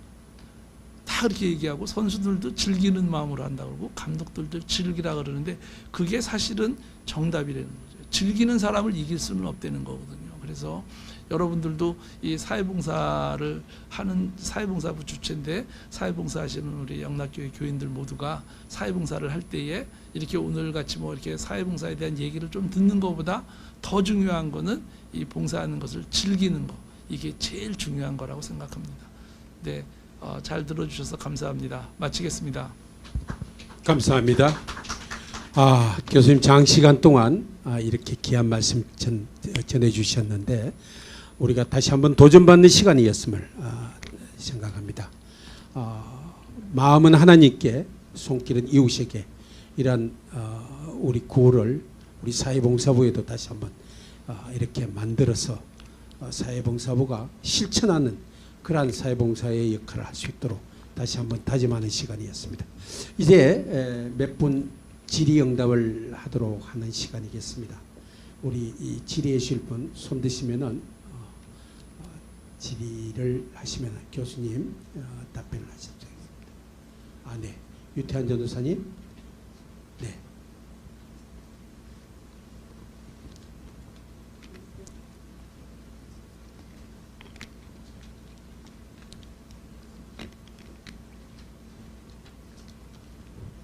네.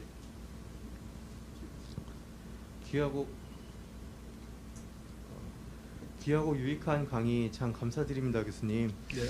네, 참 저도 강의 들으면서 참 다시금 저희 교회, 한국 교회가 또 영락 교회가 좀 봉사에 대한 마음을 일깨워야겠다라고 좀 생각이 듭니다.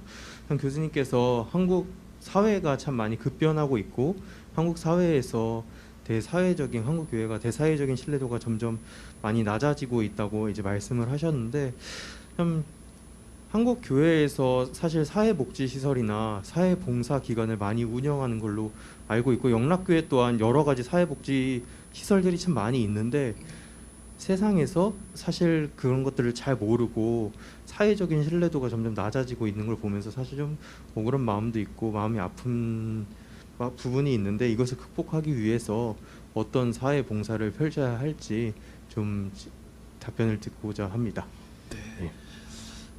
이게 이제 사실은 이제 유튜브로 다 보니까 좀 답하기가 어려운 부분이 있습니다. 이제 한국 교회가 사실은 이 한국의 어떤 복지 시설이나 이런 데에 종교 시설 중에서 70% 이상을 한국 기독교가 하고 있는 건 맞습니다. 네, 참 조심스러운 답인데요. 70% 이상이 하는 건 뭐 한 75% 이렇게 얘기하는 분들도 있습니다. 그런데 이제 이렇게 정말 그 사회 봉사를 위해서 세상을 위해서 교회 예산이나 교회 인적 물적 자원을 가지고 도와주는 교회들이 이렇게 많으면 얼마나 좋겠습니까? 근데 이제 이런 교회도 있는데 사실은 또 많은 교회들은 사회복지라는 이름으로 한다 그러면서 사실은 그 사회복지에 쓰여질 돈이 교회로 가는 일이 많이 있어요.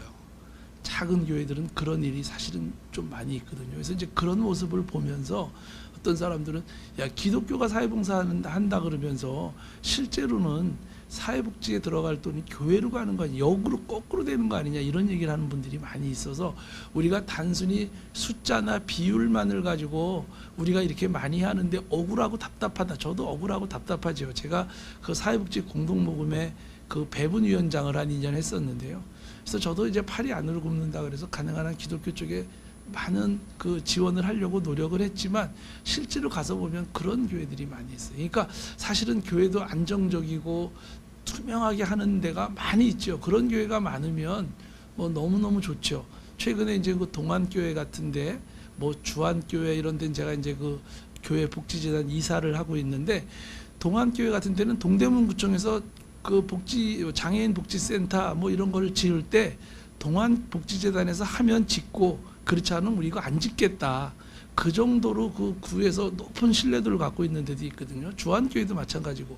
그래서 이제 이렇게 영락, 주안, 소망 뭐 이런 교회들은 굉장히 좋죠. 그래서 다 알아줍니다. 그거는 투명하고 정말 교회에 많은 예산이 들어와서 너무너무 감사하고 고맙게 생각하는데 그렇지 않은 교회도 생각보다 많이 있다는 거.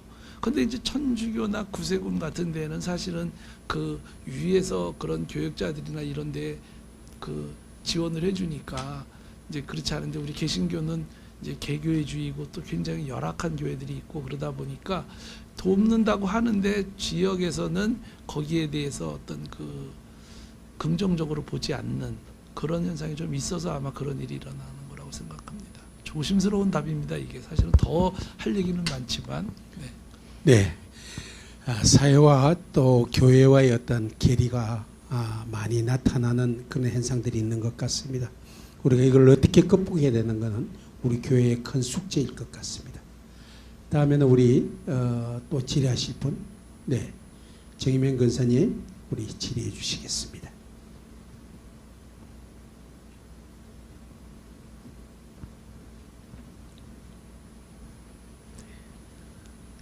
귀한 강의 너무 감사드립니다. 네. 뜻은 하늘에 두나 실천은 내 발끝부터 해야 한다고 말씀하신 한경직 목사님의 말처럼 우리 또한 그렇게 이웃 섬김을 실천하고 살아가야 함을 다시금 마음에 새기게 됩니다. 봉사와 섬김은 교회 사역에서 너무나 중요한 사역이고 빼놓을 수 없는데 그렇다면 교회 내에서 조금 더 중요성을 강화시키려면 어떻게 해야 할까요?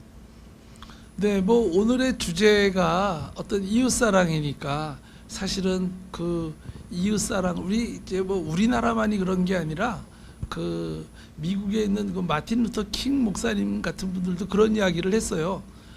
우리 기독교인들이 하나님 사랑에 대해서는 비만의 증상이 있고 이웃 사랑에 있어서는 빈혈이다 이런 얘기를 했으니까 그런 거 보면 미국은 굉장히 많이 이웃 사랑을 하는 것 같은데도 미국도 부족하다 그러는데 우리도 사실은 그런 면에서는 하나님 사랑은 굉장히 잘했는데 그동안 우리가 이웃 사랑을 잘 못한 거죠. 아까 이제 말씀드린 것처럼 한경직 목사님처럼 기도원이라는 것은 하나님 사랑을 위해서 중요한 거고 이런 사회복지기관은 이웃 사랑을 위해서 중요해서 똑같이 중요하다 그랬는데 우리가 이제 그런 마음을 먹으면 사실은 한국 교회의 공신력도 높아지고 이게 하나의 어떤 간접 선교, 간접 전도가 되는 거기 때문에 굉장히 중요하다.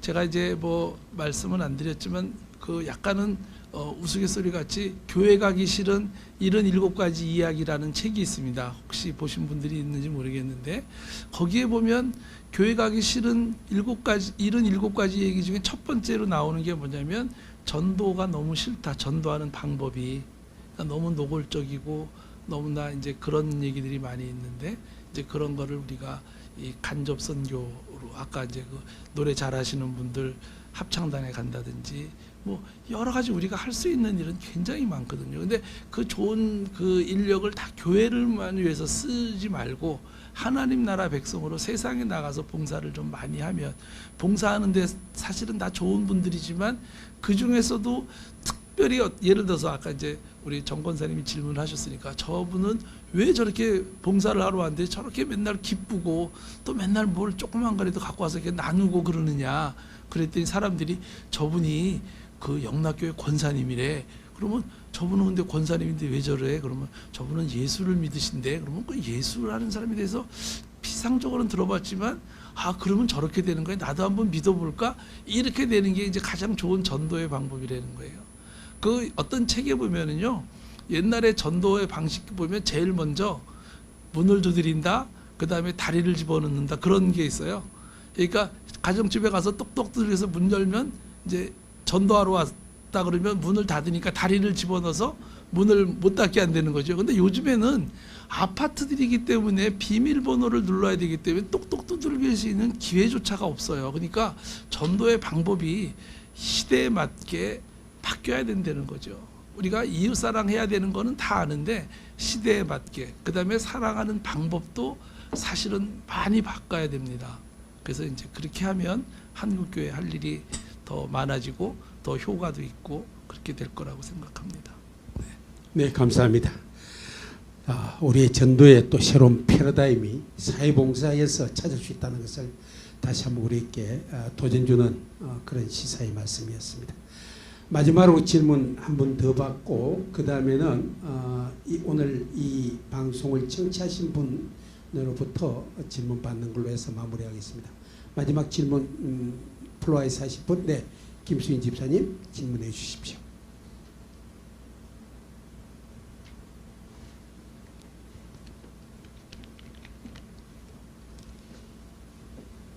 네, 교수님. 오늘 사회봉사에 대해서 마음을 되새길 수 있는 귀한 강의 해주셔서 감사하게 생각을 합니다. 현재 코로나 상황으로 인해서 사회봉사를 할 수 있는 현장 자체가 상당히 적어졌다 그렇게 또 생각을 합니다. 그리고 우리 그 영락교회도 사회봉사 부서들 이렇게 보면은 상당히 그 위축이 돼 있다 하는 생각이 듭니다.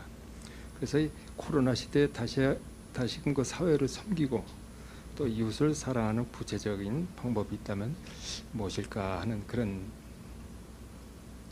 질문을 하나 드리고요. 또 한 가지 더 좀 질문을 좀 드리자면은 최근에 그 사회가 상당히 그 문제들이 또 많고 또 가끔 뭐 폐륜적인 일들도 많이 사회적인 문제로 다가오고 그렇습니다. 그래서 그 지역사회와 교회가 더 건강해져야 되겠다 하는 생각을 하고요. 그래서 그 교회가 또 교회와 그 민간단체 또 그 사회 봉사와 또 정보기관 또 복지와 사회의 구분이 바람직한 그 방향이 있다면은 어떤 것이 있는지 말씀해 주시면 감사하겠습니다. 네. 이제 그 두 번째 질문 먼저 답을 한다 그러면 사실은 이제 그 사회복지계에서도 이제 큰 화두 중에 하나가 이제 그 복지다원주의입니다. 그래서 이제 현대 사회는 이제 그 복지라는 것을 국가만 하기도 벅차고 민간한테 맡기기에는 이제 너무나 대상자가 많고, 그래서 이제 어떻게 하면 이 민과 관이 전달 체계를 잘 서로 활용을 해서 이 중앙정부와 지방정부, 지방정부와 지방정부 간, 또 국가와 민간이 어떻게 협력할 것인가에 대해서는 사실은 우리 사회복지계에서도 굉장히 큰 어려운 얘기고요. 특히 이제 우리 종교기관 같은 경우는 이제 더욱더 이제 민간기관 중에서도 더 다른 거고, 최근에 서울시에서 이제 그게 이제 박원순 시장 때에 어떤 일이 있었냐면, 종교기관이 너무 이 종교사회복지기관이 사회복지를 한다는 미명하에 너무나 노골적인 선교를 하는 거 아니냐. 그래서 그거에 대해서 제재를 가하려고 그런 적이 있었습니다. 이제 그 이유는 뭐냐면 그 안에 있는 사회복지사들이 너무나 종교적인 그 어떤 프레셔를 받고 있다. 그래서 그런 거를 하지 말라. 그래서 이제 크게 우리가 공청회도 하고 세미나도 한 적이 있어서 제가 그때 개신교 대표로 나가서 이야기를 한 적인데, 그러니까 이제 어떻게 보면 말이 안 되는 얘기들을 하고 있죠. 그러니까 종교가 전체적으로 공신력이 없으니까 어떻게 보면 제 생각에는 조금 만만하게 보고 있는 거 아닌가 하는 생각도 가질 정도로, 그러니까 뭐 예를 들어서 천주교에서 운영하는 복지관인데 관장이 신부님인데 이 로만 칼라를 입고 오지 마라. 불교에서 조계종에서 하는 건데 승복을 입고 오지 마라.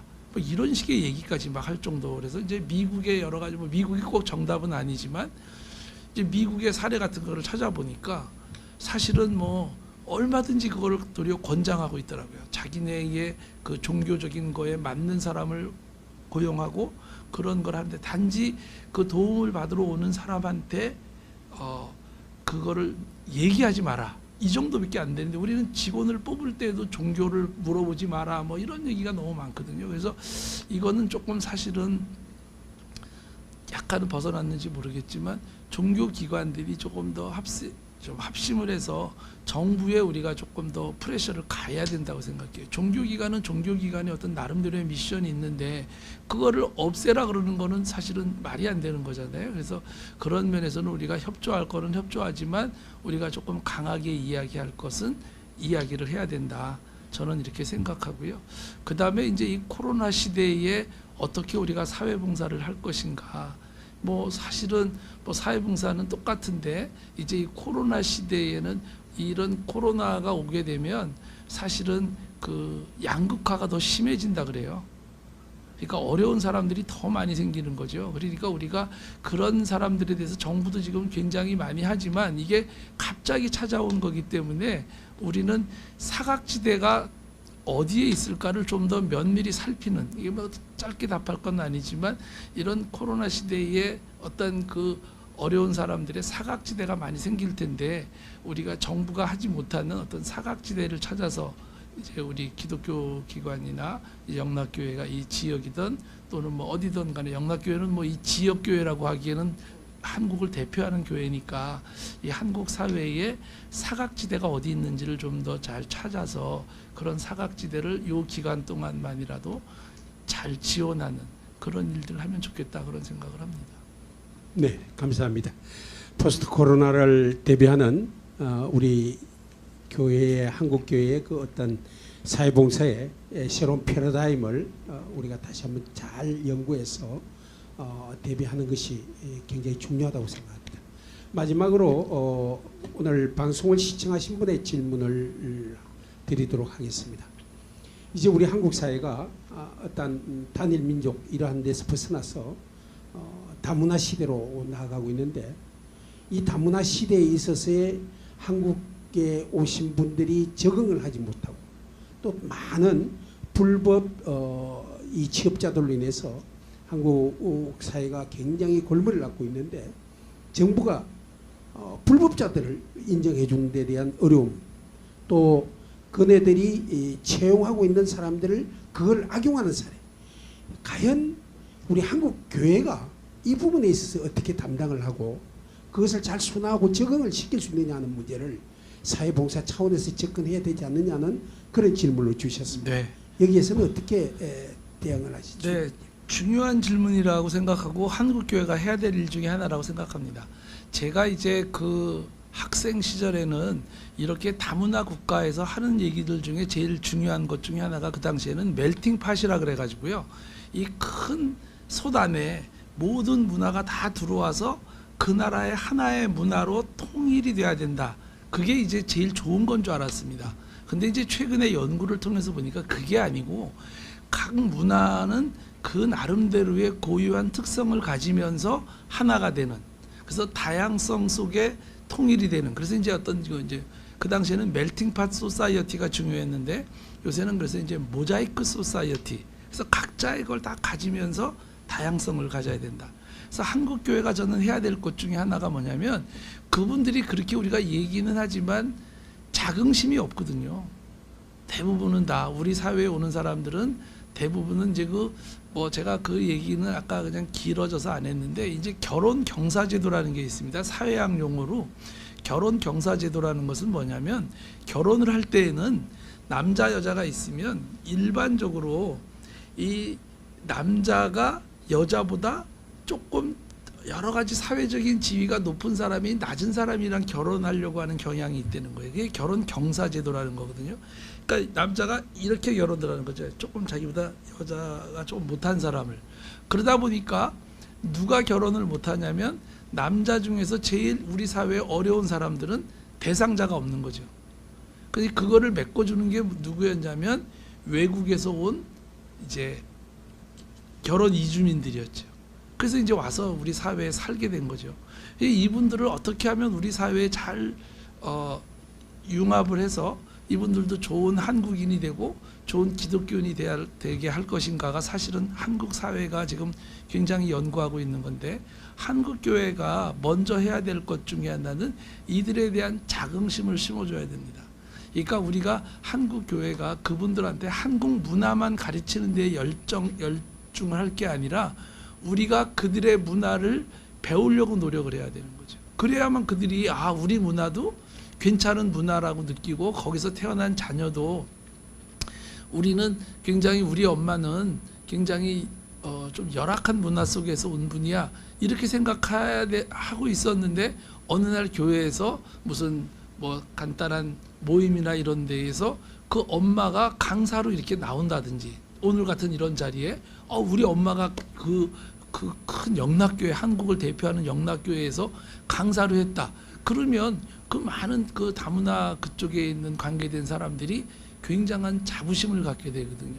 그래야만 좋은 한국인이 되게 되고, 그래야만 그들도 당당하게 하나님을 인격적으로 만날 수가 있죠. 근데 우리가 그렇게 대해주지 않으면 그들이, 물론 그 나라에서도 기독교인이 비율도 적지만 우리나라 와서도 하나님을 인격적으로 만날 수 없어요. 그냥 교회는 도움만 주는 교회. 근데 그들은 믿음은 안 생기거든요. 그러니까 우리가 줄 때도 잘 줘야 되고, 그래서 그분들이 다른 기관에서 도움을 받는 것과 교회에서 도움을 받을 때에는 도움을 주는 사람의 자세가 다르다는 것을 느낄 수 있어야 되거든요. 그리고 그들의 문화를 우리가 중시하는 모습을 보여줄 때에 그들이 우리하고도 인격적으로 만날 수도 있고 하나님하고도 인격적으로 만날 수 있습니다. 그래서 그게 굉장히 중요하고, 그 다음에 이제 그분들이 이제 불법 체류자들도 있고, 또 그들을 또 악용해서 하는 사업주들도 있고.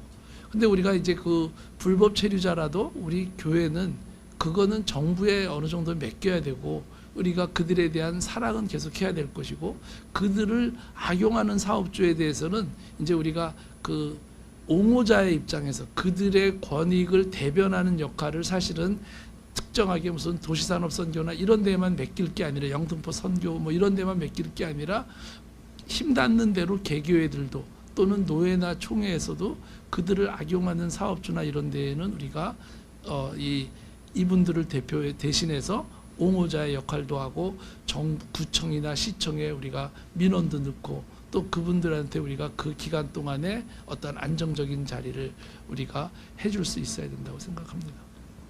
네, 감사합니다. 멜팅 소사이어티에서 모자이크 소사이티로 전환해야 되는 우리 종교 한국 교회가 새로운 도전을 받는 제목인 것 같습니다. 과연 모자이크를 어떻게 잘 조합을 하느냐에 따라서 아름다운 색상이 나올 수도 있고 아주 더티한 모습으로도 변화될 수 있을 것 같습니다. 이러한 다문화 국가의 다문화 민족들을 위해서 우리가 어떠한 방법으로 종교와 함께 사회 봉사의 차원에서 접근할 것인가를 또 교수님이 숙제로 주셨습니다. 잘 연구해서 발전시키도록 하겠습니다. 이제 교수님 마무리 말씀해 주시고 우리 영락교회 사회봉사부를 이끌어가고 계시는 이용노 장로께서 기도해 주시겠습니다.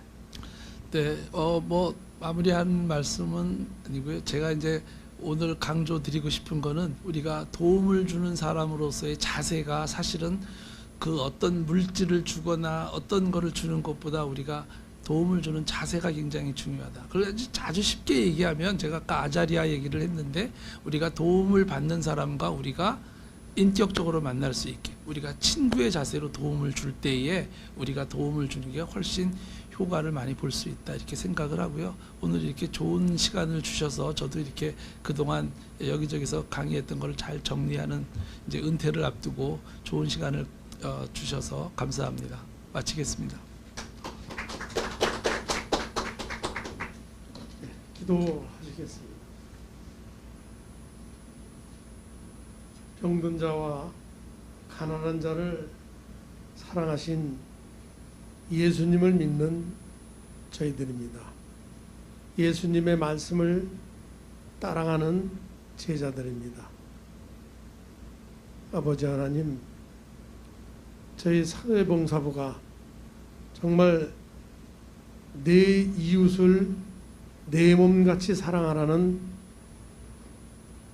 예수님의 그 말씀을 잘 준행하는 귀한 우리 사회봉사부가 되게 하여 주시옵소서. 저희들은 부족합니다. 또한 하나님의 말씀을 잘 준행하지 못합니다. 그러나 저희들의 하나님의 그 능력과 성령님을 힘으로도 주님의 말씀을 잘 준행하는 저희들이 되게 하여 주시옵소서. 이제 이만식 우리 교수님의 귀한 강의를 들었습니다. 정말 좋은 말씀으로 저희들을 지도하였습니다. 그 말씀에 입각하여 저희들이 그 말씀을 잘 준행하는 저희들이 되게 하여 주시옵소서. 사회를 위하고 이웃을 위하고 인간을 사랑하는 귀한 그 마음을, 하나님의 그 마음을 갖는 이 시간 되게 하여 주시옵소서. 이웃 섬김의 그 사랑을 가슴 깊이 갖는 귀한 이 시간, 하나님 저희들을 붙들어 주시옵소서. 이 모든 말씀 예수 그리스도 이름 받들어 간절히 기도드리옵나이다. 아멘.